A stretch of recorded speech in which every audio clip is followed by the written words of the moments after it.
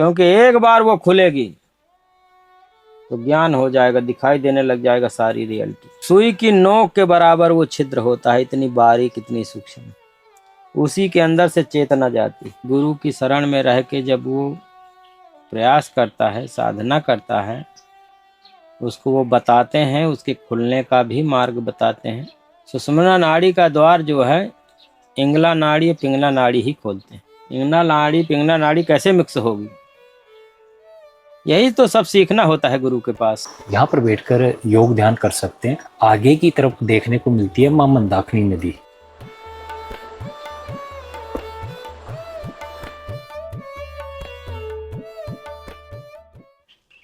अब तंबाकू खाने से सुषुम्ना नाड़ी खुलती नहीं, ब्रेन में ताला लग जाता है, कभी उसकी दिव्य दृष्टि नहीं होगी, तो ईश्वर का ज्ञान नहीं होगा। महाराज जी, आप जैसे सुषुम्ना नाड़ी का विषय आया, तो सुषुम्ना नाड़ी महाराज जी कैसे जागृत की जा सकती है?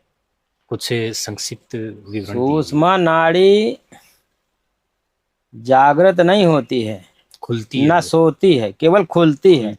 पर उसका मार्ग पता होगा तभी तो खुलेगी जी। तो उसके विषय में और जब मार्ग ही पता नहीं तो शराब मांस मदिरा जितना भी ये सब कर रहे हैं, तंबाकू बीड़ी गांजा भांग धतूरा जो भी ले रहे हैं, इससे सुषुम्ना नाड़ी का छिद्र बंद हो जाता है, लॉक हो जाती है, लॉक हो जाती है। वैसे भी लॉक रहती,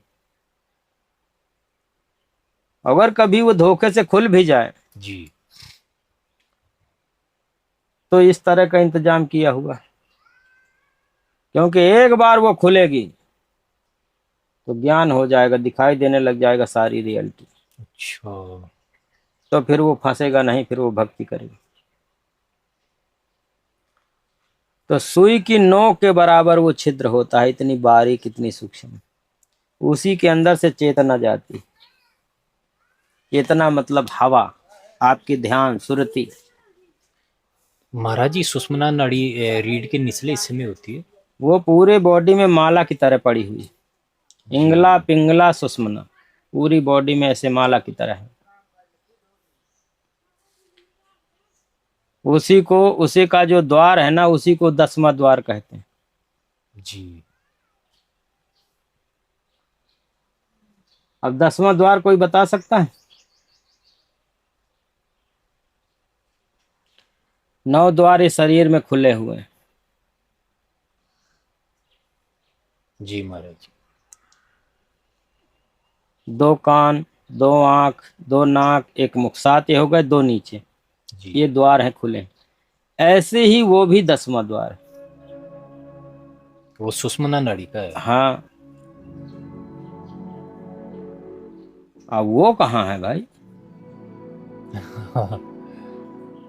जैसे ये द्वार हैं जी, सारी क्रिया कर रहे हैं, ऐसे वो भी है। तो 10वां द्वार का जब ज्ञान हो जाता है और गुरु की शरण में रह के जब वो प्रयास करता है, साधना करता है, उसको वो बताते हैं, उसके खुलने का भी मार्ग बताते हैं जी।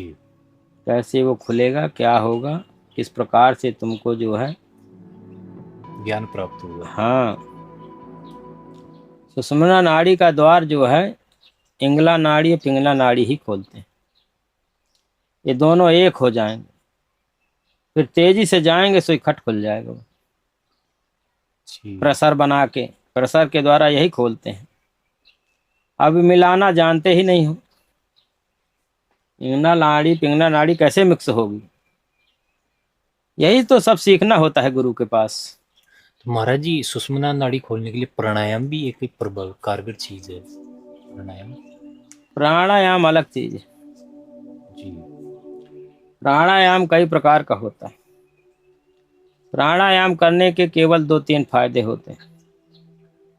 बॉडी में कहीं ब्लड ब्लॉकेज नहीं होगा, हृदय रोग नहीं होगा, मानसिक रोग नहीं होगा। मतलब शरीर स्वस्थ रहेगा पूरी तरह से। हाँ, वो भी जान करके, ऐसा नहीं कि आपको उसके विषय में ज्ञान है। जैसे प्राणायाम करने से लाभ भी होगा नुकसान भी होगा। जी। क्योंकि ज्यादा आप करेंगे नुकसान हो जाएगा। हर एक चीज के लिए, हर एक विषय के लिए गुरु की आवश्यकता होती है।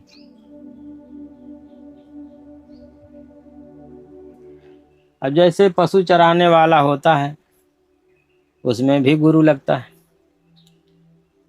क्योंकि अगर वो बताएगा नहीं आप पशु चराने चले, वो सारे पशु भाग जाएंगे इधर भाग उधर, जाएंगे। एक भी नहीं बचेगी आपके पास, है ना। जी सही बात। अब बताने वाला है तो वो बताएगा कैसे इनको कंट्रोल करना है, जी तो सारे पशु आपके पास रहेंगे। तो गुरु, हर एक क्षेत्र में गुरु की ही आवश्यकता होती महाराज यहाँ तो खूब ऐसे साधु संत होंगे जिनके सातों चक्र भी जागृत होंगे। है। हम नहीं बता सकते नहीं होंगे ऐसे, मत है कि नहीं, अब तुम जानो वो जाने, कौन क्या है क्या महाराज पता है, जी आप चलो, ये बात तो आप कैमरा बंद करने के बाद में करेंगे। है?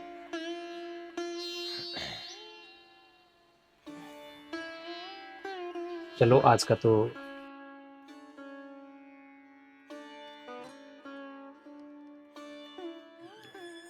महाराज जी की कुटिया, बहुत सुंदर कुटिया है। ऊपर छप्पर से बनाई गई है, बांस लकड़ियों से। ये देखिए कितनी शानदार और सात्विक कुटिया है। बांस से, पत्तों से बनाया गया है। इसी कुटिया में महाराज जी शयन करते हैं।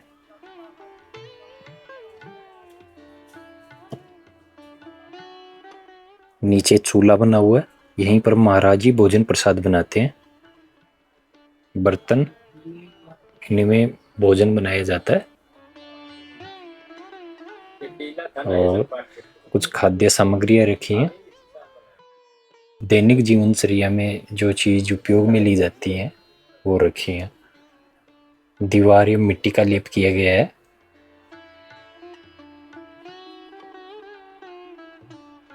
एक छोटी सी खिड़की है कुटिया में, जहाँ से प्रकाश और हवा का अच्छा आवागमन होता है। महाराज जी यहाँ पर बैठकर माता रानी की पूजा करते हैं। ये जो दीप जल रहा है ये अखंड ज्योत है।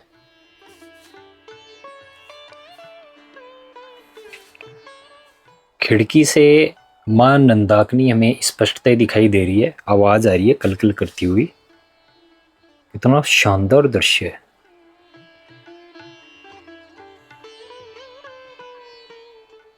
ये मां मंदाकिनी नदी कलकल करती बह रही है और इसी के आगे ऊंचाई पर महाराज जी की कुटिया बनी है। महाराज जी की कुटिया की साइड में ये जगह बनी हुई है, यहाँ पर भी बैठकर योग ध्यान करते हैं महाराज जी। ऊपर का नज़ारा कुछ इस प्रकार का, बहुत सुंदर। आगे मां मंदाकिनी नदी में एक साधु जी महात्मा स्नान कर रहे हैं। दोपहर का समय है, त्रिकाल संध्या करते हैं बहुत से साधु संत, तो स्नान भी किया जाता है उसमें।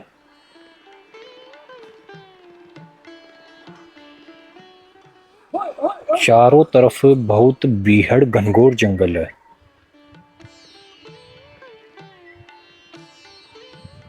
ऐसे बीहड़ जंगल में साधारण मनुष्य अक्सर आते ही नहीं है, वो सोचने आने की सोचे भी नहीं।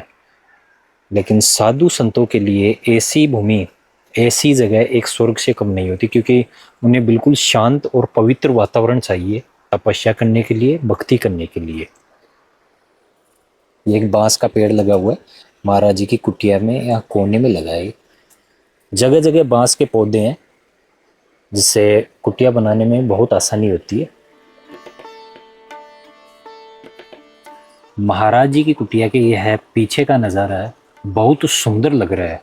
ये यहाँ पर महाराज जी ने फर्श बनाई है, यहाँ पर बैठकर योग ध्यान कर सकते हैं।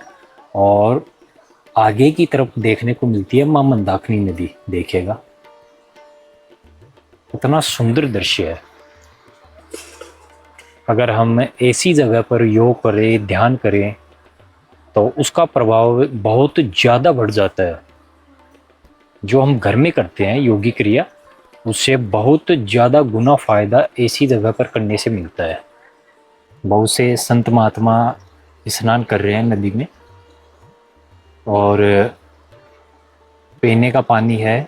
दैनिक जीवनचर्या में खाना बनाते हैं और कुछ भी कार्य करते हैं तो पानी की ज़रूरत पड़ती है, तो उस पानी की पूर्ति माँ मंदाकिनी नदी यहाँ पर करती है। निरंतर 12 मासों ऐसे ही पानी बहता रहता है, बिल्कुल स्वच्छ और साफ पानी है, जिसका स्वाद भी बहुत निराला है। हम यहाँ पर जब भी जंगल में महात्मा जी के दर्शन करने आते हैं तो माँ मंदाकिनी का जल ग्रहण करते हैं। शीतल पानी है बहुत।